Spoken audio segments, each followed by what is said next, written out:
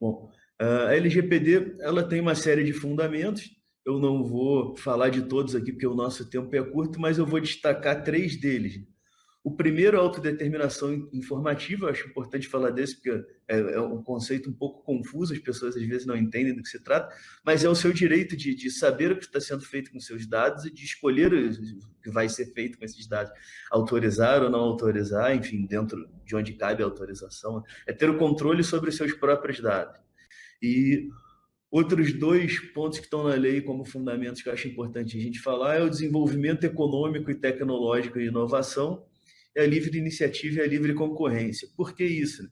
Apesar da lei ser de proteção de dados pessoais, o objetivo dela não é acabar com a economia, não é acabar com as empresas, né? A gente sabe que hoje, no cenário mundial, boa parte das empresas, as maiores empresas do mundo, aliás, elas estão baseadas no tratamento de dados. E o objetivo da lei não é acabar com esse mercado, é regulamentar esse mercado e, obviamente, proteger também os dados dos titulares, né? Tentar chegar a um equilíbrio. E o que é o dado pessoal, afinal de contas, né? Porque para a gente começar a entender a lei, a gente tem que entender o que é o dado, de acordo com ela. Então, é qualquer informação relacionada a uma pessoa física identificada ou identificável. Daí a gente tira três coisas, né? Primeiro, é dado de pessoa física. CNPJ, endereço de empresa, isso daí não interessa para a lei. E identificada, ou seja, que você saiba quem é essa pessoa. O Rafael tem o CPF tal, tem o Rafael, meu nome, estou identificado, e tem ali o meu CPF, um dado pessoal, ou meu endereço, por exemplo, né? Ou identificável, né? O que é esse identificável? Não vai ter lá o meu nome, vai ter lá o meu CPF e o meu endereço, mas a partir do meu CPF, acessando o banco de dados da Receita Federal, vai conseguir descobrir quem eu sou. Eu vou ser uma pessoa identificável, então mas esse identificável ele pode não ser tão direto assim, ele pode ser feito, por exemplo, né, cruzando outros dados pessoais. Vamos pegar aqui, quantas pessoas moram em Caxias do Sul? Cerca de 600 mil pessoas. Quantas pessoas nasceram no Rio de Janeiro e moram em Caxias do Sul? Aí a gente já está com um número bastante reduzido de gente aí. Vamos chutar um número que eu acho que ainda é alto, de 20 mil pessoas. E quantas dessas pessoas são formadas em direito?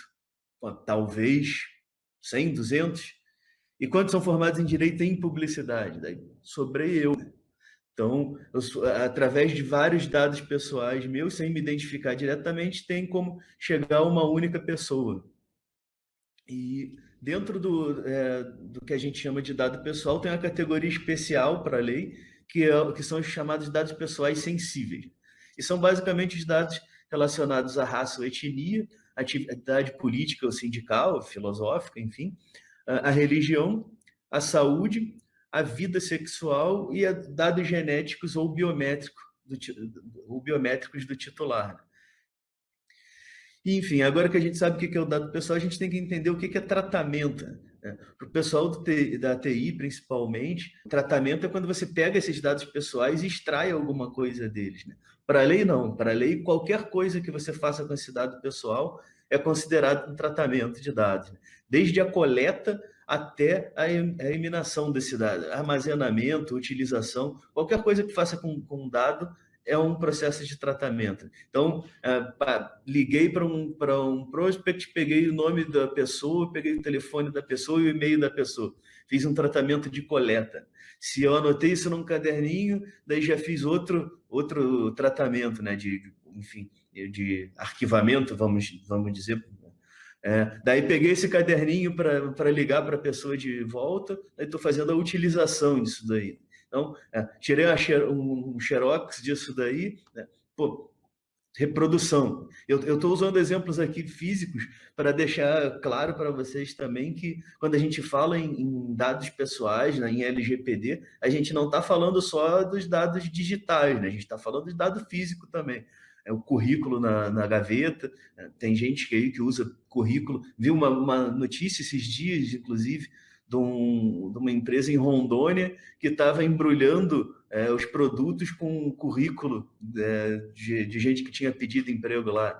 Um dia fui fazer uma auditoria num cliente também, eles estavam usando uma série de documentos com dados pessoais como papel de rascunho na impressora.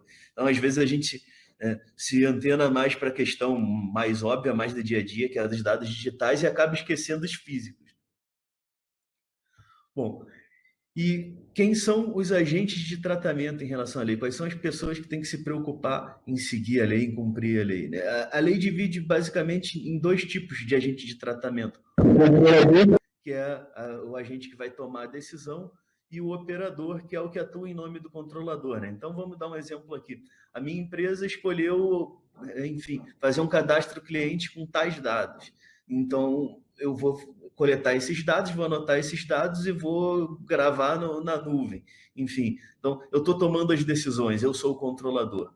E o operador é o que atua em meu nome. Então, por exemplo, eu contratei uma empresa para fazer o disparo das minhas newsletters. Essa empresa ela vai estar no papel de operador. Ela vai ter um tratamento diferenciado pela lei, porque ela não decide. Ela faz o que eu mandei. Agora, a partir do momento em que ela age em desacordo com o que eu mandei ou em desacordo com a lei, daí ela vai responder de forma diferente, né? Temos também dentro da lei a figura do encarregado, que tem sido chamado de DPO, de Data Protection Officer, que é o termo que tem sido usado também na União Europeia, com GDPR, que deve ser indicado pelo controlador. E aqui é importante a gente destacar também que, mesmo que a sua empresa ela, não seja, por vocação, um controlador, assim, digo, no sentido de o negócio da sua empresa não ser o processamento de dados, não ser o tratamento de dados, em algum momento ela vai agir também como controladora, por exemplo, em relação aos dados dos seus empregados, né, em relação aos dados dos seus clientes, se tiver um cadastro de cliente. Então, o que for feito com esses dados vai ser, nesse momento, a sua empresa vai estar no papel de controladora. A maioria das empresas vai ser também controladora. Pode não ser operadora, mas controladora é difícil ter uma empresa que em algum momento não vai ser. Então, toda empresa deve indicar um encarregado, né, um DPO, enfim, que deve ter suas informações divulgadas publicamente, pode ser no site, por exemplo, vai fazer a comunicação toda, tanto, enfim, aceitar as reclamações e conversar, atender os titulares dos dados, vai prestar esclarecimentos e adotar providências quando necessário, e vai orientar não só os empregados, mas toda a equipe, toda a gestão da empresa, desde o C-Level até, enfim, qualquer pessoa que possa vir a ter contato com algum tipo de dado pessoal. E essa figura do DPO, ele vai ser a ponte entre o controlador e a NPD, a Autoridade Nacional de Proteção de Dados, e entre a empresa e o titular. Estou falando empresa aqui, mas no caso de pessoa física que faz tratamento de dados, vai ser que normalmente nesses casos a própria pessoa física vai ser o encarregado. Bom, vamos falar um pouco aqui, não de todos, mas de alguns dos princípios da lei, são 10, né?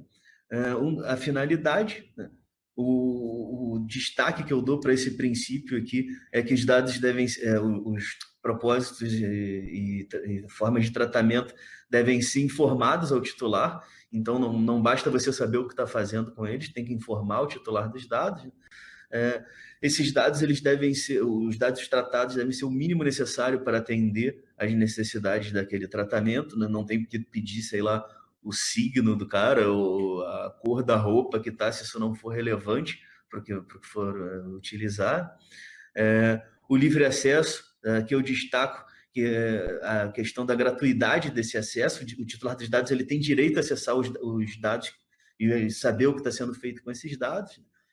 A transparência ela deve ser não só em relação ao tratamento, mas também aos agentes de tratamento, ou seja, se você faz algum tipo de tratamento compartilhado, ou se você tem algum controlador que faz algum tipo de operação para a sua empresa, isso daí tem que ser informado também aos titulares. A questão da segurança, que a gente pensa muito na questão do vazamento dos dados, mas a segurança ela abarca também as situações acidentais ou ilícitas, como destruição, perda ou alteração dos dados, além da questão dos vazamentos.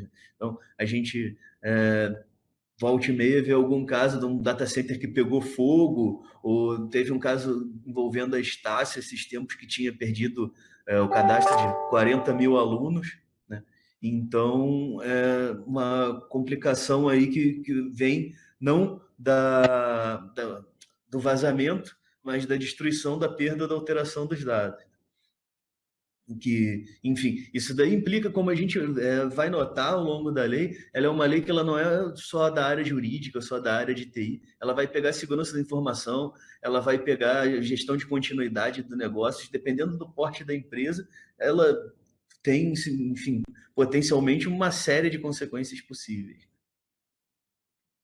E, enfim, a gente às vezes acha que os princípios são bobagem, né, ou que não são tão importantes, mas aí um exemplo de uma empresa na União Europeia que foi multada, né, em 65 milhões de reais, justamente por não respeitar os princípios previstos em lei, né, que ela não permitia a remoção dos dados desnecessários, não verificava se os tratamentos eram permitidos ou necessários, e tomou uma multa aí, que é uma multa que pode potencialmente quebrar uma empresa, justamente por não observar os princípios que às vezes é aquela parte da lei que a gente passa batida. Aqui um exemplo da necessidade, né? Da questão da coleta do mínimo de dados necessários é um caso que aconteceu comigo. Eu comprei uma caixa de bis, veio com um problema lá, daí eu entrei em contato com a bis pelo Facebook, e eles falaram, eu nem pedi, mas eles me ofereceram uma caixa de bis e me disseram lá, me manda o seu nome completo, local, data de compra, seu telefone com DDD, e-mail, endereço completo, que a gente vai te mandar uma outra caixa. Até que ponto que é necessário coletar todos esses dados aí? Eles vão fazer o quê? Para que eles querem meu telefone? Eles vão me mandar o bis por fax? Vão me mandar o bis por SMS? Né? Então, são dados desnecessários que eles estão me pedindo, não são necessários ao tratamento que eles se pretendem a fazer.